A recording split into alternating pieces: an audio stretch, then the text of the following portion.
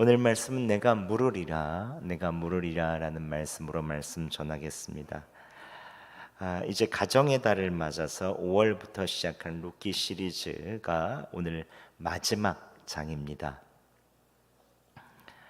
지난 3주 동안 1장에서는 빈손으로 돌아온 나오미, 그러나 하나님께서 나오미에게 아들보다 더 귀한 며느리를 주십니다. 2장에서 룻이 이삭을 줍습니다. 근데 우연히 간 곳이 보아스에 바치고 보아스를 만나게 되죠. 하나님의 섭리로 보면 하나님께서 룻에게 은혜를 베푸셨고 보아스의 보호를 받는 계획을 세우시죠. 3장에서 어머니 나오미는 보아스가 기업물을 짜라는 것을 알고 며느리 룻에게 보아스의 발치 아래로 들어가라고 말합니다. 룻은 두려웠지만 어머니의 말씀에 순종하며 담대히 보아스의 겉옷 아래로 들어갈 때 보아스는 약속합니다. 내가 책임지리라. 여기까지가 이제 1, 2, 3장이었어요. 이제 4장의 마지막 장면이 펼쳐집니다. 빈손으로 돌아왔던 나오미의 빈손이 채워지고 자식이 끊어졌던 가문에 메시아의 족보가 시작됩니다. 그런데 그 중심에 한 사람의 선언이 있습니다. 내가 물으리라. 이 말은 정말 놀라운 의미가 있죠.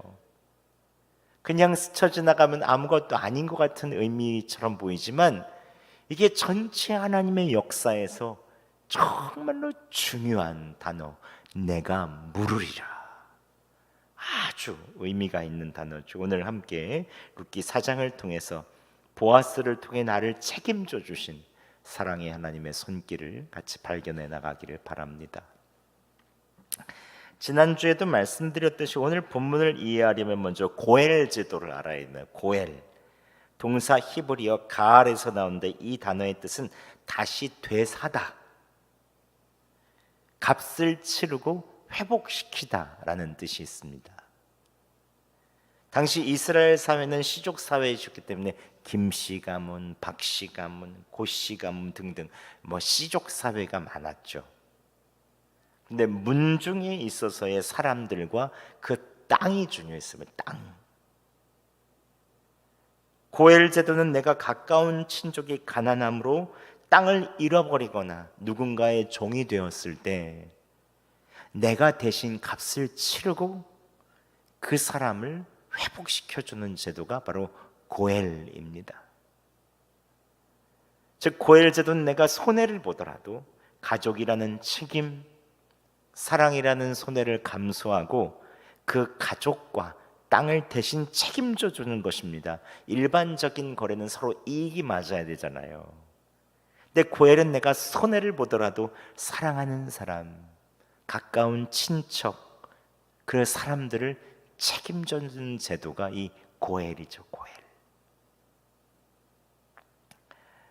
나오미의 남편 엘리멜렉이 모압 땅에서 이주하면서 자기 땅을 다른 사람들에게 아예 팔다시피 하고 그 돈을 받고 모압 땅으로 이주한 것입니다. 그러니까 땅값을 다 이 사람은 여기에 주고 땅을 빌려서 쓰는 것들에 대해서 다 돈을 받은 거죠. 아마 희년에 다시 돌려받을 수 있으니까 그 전까지 땅값을 이미 다 지불한 것입니다. 근데 만약 엘리멜렉의 가까운 친척으로 기업물을 짜가 기업을 무르겠다고 하면 엘리멜렉이 저당 잡힌 땅을 값을 지불하고 되찾아와야 되는 것이죠. 그리고 그 부인인 나오미를 평생 동안 책임져야 하는 것입니다. 이게 그 기업물을 짜의 의무죠. 오늘 보아스는 성문으로 올라가서 기업물을 짜가 지나가는 것을 보고 부릅니다. 어이 아무개, 이름도 안 나오는데 아무개요, 이리 앉으라. 그리고 장로 10명을 딱 데려다가 증인으로 삼고 거기에 놔둡니다. 그때 보아스가 나오미의 엘리멜렉의 소유지를 기업물을 짜가 맡아줘야 되는데 이게 가까운 친척이 맡아줘야 되는데 당신이 제일 가깝소. 보아스가 아무개 당신이 제일 가깝소. 그 다음에 나요. 그 땅을 무르겠다, 내가 사겠다고 하면 당신이 사시오. 그랬더니 그때 그 아무개 씨가 그 땅을 기꺼이 무르겠다, 값을 치르겠다고 말합니다. 아, 그 땅이 이제 내게 되는구나 생각을 하는. 아니, 나오미는 뭐 죽을 때까지 내가 책임지면 되지. 이제 나이가 들었으니 얼마 안 되면 또 저 세상으로 갈 수 있으니 내가 나오미 정도는 책임질 수 있겠지 하면서 내가 물으리라 라고 말합니다.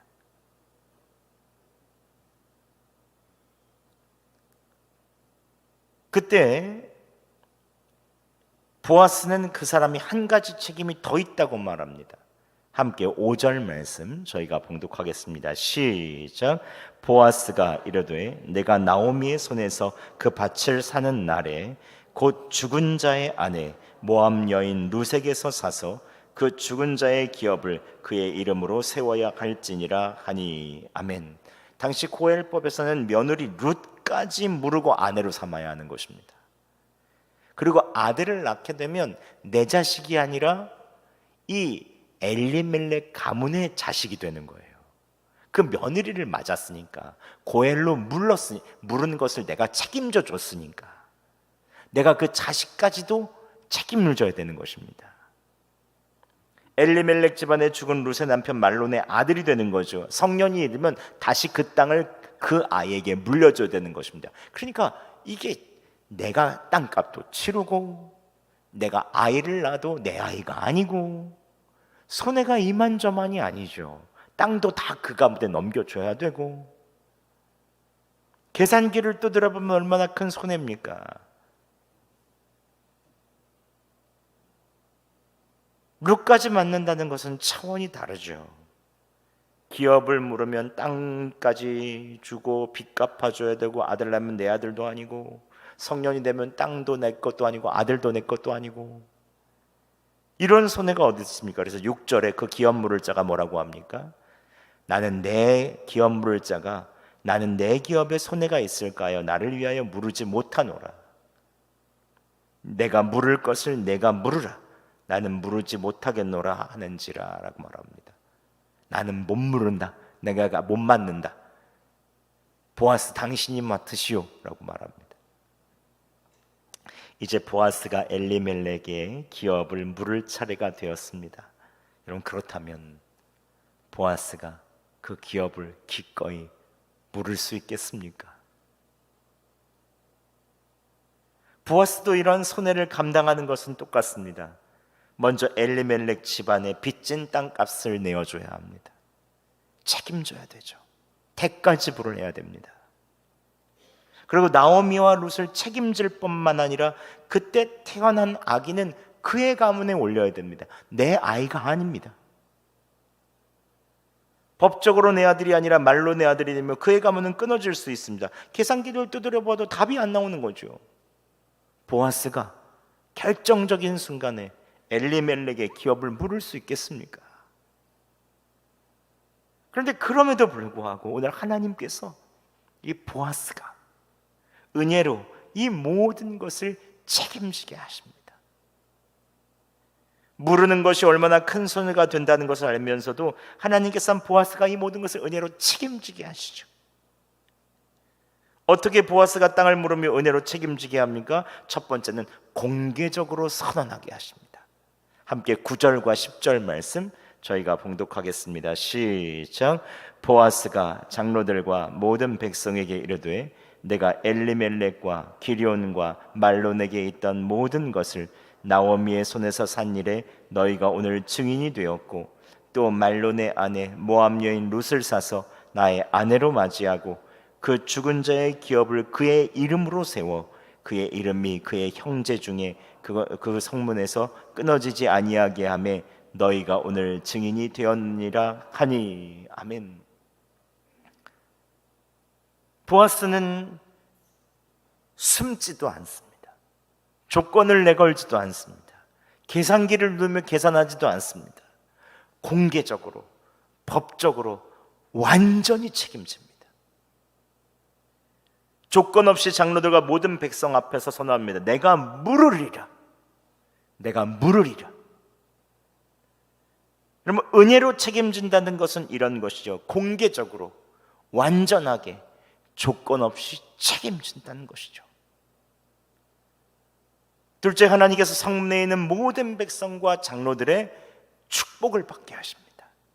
함께 11절과 12절 말씀 저희가 함께 봉독하겠습니다. 시작. 성문에 있는 모든 백성과 장로들이 이르되 우리가 증인이 되나니 여호와께서 내 집에 들어가는 여인으로 이스라엘의 집을 세운 라헬과 레아 두 사람과 같게 하시고 내가 에브라스에서 유명하고 베들레헴에서 유명하게 하시기를 원하며 여호와께서 이 젊은 여자로 말미암아 내게 상속자를 주사 내 집이 다말이 유다에게 낳아준 베레스의 집과 같게 하시기를 원하노라 하니라. 아멘.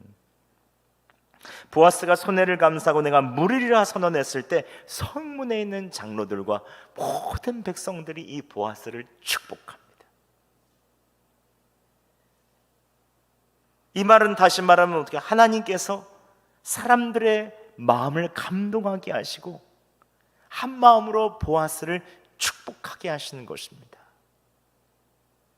왕전이 망해가는 가문, 땅도 없고 아들도 저 세상으로 보내고 아무것도 없는 이 집안에 보아스가 모든 것을 회복시켜 준다니, 아무런 조건도 달지 않고 하나님께서 백성들의 입술을 통해서 보아스를 축복하시는 것입니다. 너는 복 있는 자다. 어떻게 축복합니까? 축복의 내용을 보세요. 얼마나 크고 놀라운 축복입니까? 첫 번째는 내 집에 들어가는 두 여인이 라헬과 레아처럼 되기를 축복합니다. 쓰러져가는 가문 나오미, 이방 여인 룻이 보아스의 가문으로 들어갑니다. 남편은 죽고 가난한 이들의 삶이 이스라엘 12지파의 어머니인 라헬과 레아처럼 되기를 축복하는 것입니다. 즉 모함 여인인 룻을 이스라엘 민족의 어머니로 축복하는 거예요. 이게 얼마나 큰 축복입니까? 실제로 룻은 이방인으로서 왕과인 다윗 족보에 들어가죠. 나중에 마태복음 1장에 예수님의 족보에 들어가게 됩니다. 두 여인이 라헬과 레아처럼 되죠. 또 두 번째 축복은 내가 즉 보아스가 에브라스에서 유력하고 베들레헴에서 유명하게 되기를 축복합니다. 손해를 감수한 보아스가 오히려 더 유력하고 유명하게 되기를 축복하죠. 실제로 보아스는 다윗의 증조부, 예수님의 족보에 오르는 최고의 남성이 됩니다. 셋째, 다말이 유다에게서 나와준 베레스의 집과 같이 되기를 축복하죠. 여러분, 창세기 38장에 등장하는 시아버지와 며느리 사이에 태어난 아들이 베레스죠. 여기도 그렇죠. 유다의 첫째 아들이 죽고 둘째 아들이 죽고 셋째는 너무 어리고 이걸 어떻게 하나. 그때 하나님께서 며느리가 이건 인간의 윤리를 뛰어넘죠. 이걸 어떻게 해석을 해야 되나. 하지만 그 며느리가 그 유다 가문의 대를 잇기 위해서 그때 그 시아버지와 그 아이를 낳게 되는 것이죠. 그게 이제 유다 가문에 들어오게 됩니다. 유다 가문에 완전하거나 아주 완벽한 일만 있는 것은 아닙니다. 그 안에 연약한 일도 있고 어려운 일도 있지만 하나님께서 그 모든 일들을 통해서 새로운 생명을 잉태해 나가시는 거죠. 근데 그러한 역사가 너에게도 있기를 바란다는 것입니다. 결국 그 베레스의 형을 통해서 유다 지파를 있게 하시고 유다 지파에서 다윗 왕이 예수 그리스도가 나오죠. 이 세 가지 축복이 모두 영광스럽게 다 이루어지게 됩니다. 여러분, 조금 손해를 보더라도 은혜로 책임지면 하나님께서 축복하여 주십니다. 하나님께서 사람들의 마음을 움직여 주셔서 오히려 손해를 보는 사람들을 긍휼히 여기고 축복하게 하시고 내가 생각지도 못한 방식으로 하나님께서 놀라운 일들을 일으켜 주시는 것입니다. 이게 바로 하나님의 섭리죠. 아마 세상 사람들은 보아스는 아들도 뺏기고 땅도 뺏긴다고 했을 것입니다. 하지만 하나님께서는 보아스의 이름을 가장 영광스러운 메시아의 족보에 올려놓으시죠. 여러분, 은혜로 책임지는 자를 하나님께서 높이십니다. 오늘 이렇게 은혜로 책임지는 보아스에게 하나님께서 어떤 축복을 주십니까? 4장 13절에 다음과 같이 말합니다. 이에 보아스가 룻을 맞이하여 아내를 삼고 그에게 들어갔더니 여호와께서 그에게 임신하게 하심으로 그가 아들을 낳은지라. 아멘. 룻을 아내로 맞이하니 여호와 하나님께서 그를 임신하게 하십니다. 그리고 아들을 낳게 하십니다. 그리고 이웃 여인들이 아들의 이름을 지어주었는데 그 이름을 오벳이라고 지어줬어요. 오벳의 뜻은 섬기는 자, 예배하는 자라는 뜻입니다. 즉 빈손에서 시작된 여정이 결국 예배자를 낳게 되는 것입니다. 다윗과 같은 예배자가 그 가운데 나오죠. 참다운 예배자는 누구입니까? 임마누엘이신 예수 그리스도시죠. 우리와 함께 하시는 그분, 우리를 예배자로 만들어 주시죠. 그뿐 아니라 이후 족보가 열립니다. 18절부터 22절까지 계속해서 족보가 열리는 축복을 주시죠. 낳고 낳고 낳고 낳고, 이 단어가 10번이 반복됩니다. 그냥 족보가 아닌 거예요. 룻기 1장은 어떻게 됩니까? 엘리멜렉이 죽고 말론이 죽고 기련이 죽었습니다. 인생에 있는 모든 삶은 죽고 죽고 죽습니다. 그러나 룻기 4장은 생명의 행진으로 낳고 낳고 낳고가 10번이 반복되죠. 즉 생명의 책이 죽음의 책으로 시작해서 생명의 책으로 마치게 되는 것입니다. 여러분, 낳고 낳고 낳고의 가장 유명한 책은 어디입니까? 마태복음 1장이죠. 낳고 낳고 낳고, 거기서 결국 메시아이신 예수 그리스도로 이어지죠. 즉 한 사람이 은혜로 책임지며 내가 손해를 감수하며 내가 물은다고 했을 때 그것이 예수 그리스도의 생명의 역사를 열게 되는 것입니다. 여러분, 내가 양보하고 은혜로 책임지는 그 한 걸음이 어떤 역사를 낳을지 우리는 모릅니다. 하지만 우리의 가정에서, 우리의 일터에서 내가 그리스도인으로 손해보며 양보하는 그 일들을 통해서 하나님께서 놀라운 역사를 일으켜 주시는 것입니다. 예수 그리스도를 믿는 새 생명을 낳는 귀한 일을 이룹니다. 오늘 보아스의 이야기는 명확히 가리키는 분이 있죠. 그분은 바로 예수 그리스도십니다. 보아스는 손해를 감수하고 값을 치르고 책임을 지죠. 무너지는 가문, 살아날 수 없는 가문을 회복시키시고 생명으로 잉태하게 됩니다. 우리의 영원한 고엘 되신 예수 그리스도는 자신의 생명으로 죄로 파산한 우리들에 있는 값을 치르시죠. 우리를 구원하여 주십니다. 하늘의 영광을 다 내려놓으시고 생명을 값을 치르시며 우리를 은혜로 책임지시죠. 내가 물으리라 하면서 우리의 생명을 위하여 대신 값을 치르시는 것입니다. 당신의 생명으로. 예수 그리스도는 보아스가 내가 물으리라 라고 했던 희생의 완성이시죠. 완성. 예수님께서는 우리의 죄의 빚을 다 갚으셨습니다.